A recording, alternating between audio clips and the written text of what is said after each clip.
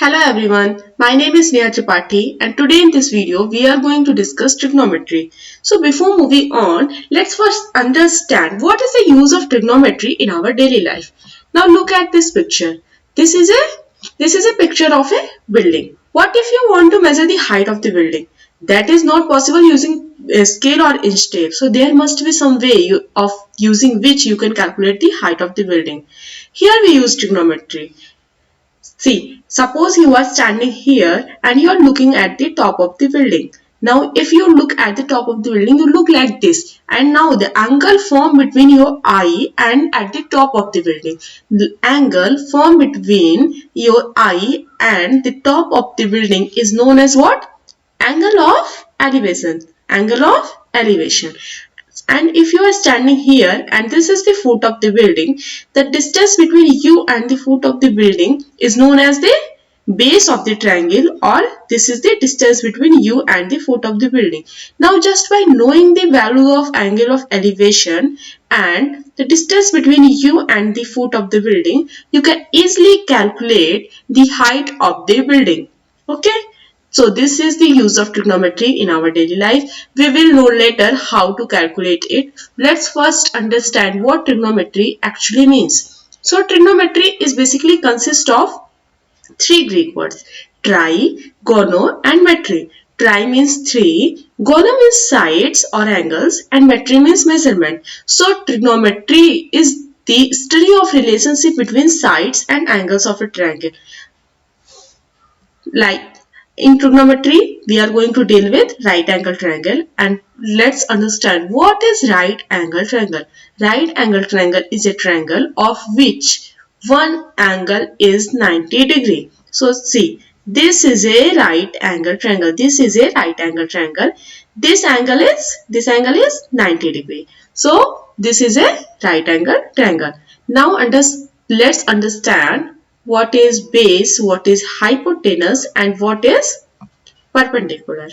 See, this is a right angle triangle. Here the angle formed is 90 degree and here is, let's suppose this is angle theta. The side opposite to angle theta, this side, the side opposite to angle theta is known as perpendicular, and the longest side of the right angle triangle is known as hypotenuse. So what is hypotenuse? The longest side of the right angle triangle, and the side opposite to angle theta is known as perpendicular. Also, the side adjacent to angle theta is known as base. Just for a minute, suppose this is angle theta, okay, this is angle theta, then hypotenuse will be the same because it is the longest side, so longest side will be the same, so hypotenuse will be this. But if here is angle theta, then side opposite to angle theta will become this one, so this line will become perpendicular and this adjacent line will become base. Okay, so this is hypotenuse, perpendicular and base.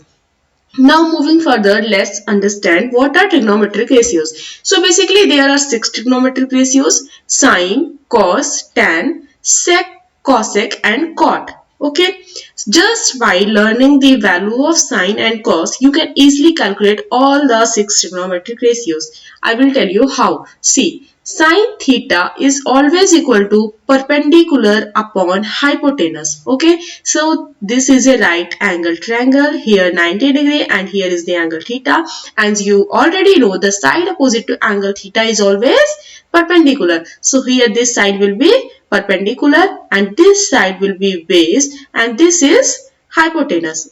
Okay, so sine theta is perpendicular upon hypotenuse. So this is perpendicular, see here, opposite upon hypotenuse. This opposite upon hypotenuse or perpendicular upon hypotenuse. And cos theta is base upon hypotenuse. What is base here? This is base. Adjacent is base and this is hypotenuse. So cos theta is base upon hypotenuse and sin theta is perpendicular upon hypotenuse.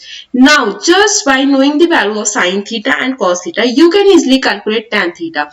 Tan theta is actually sin theta divided by cos theta. Okay, so just divide these two terms and you will get tan theta. Here, see, opposite upon hypotenuse divided by adjacent upon hypotenuse. Hypotenuse will be cancelled and what remains? Opposite upon adjacent. So tan theta is opposite upon adjacent. Or we can say that opposite is perpendicular and adjacent is base. So tan theta is perpendicular upon base.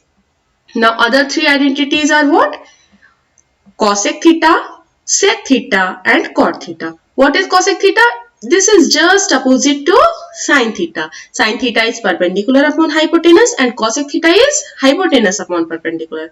Cos theta is base upon hypotenuse and its opposite is sec theta. Sec theta is hypotenuse upon base.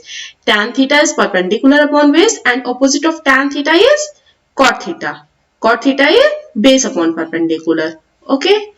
See, this is also a right angle triangle. Here this is the angle theta. So side opposite to angle theta is PM.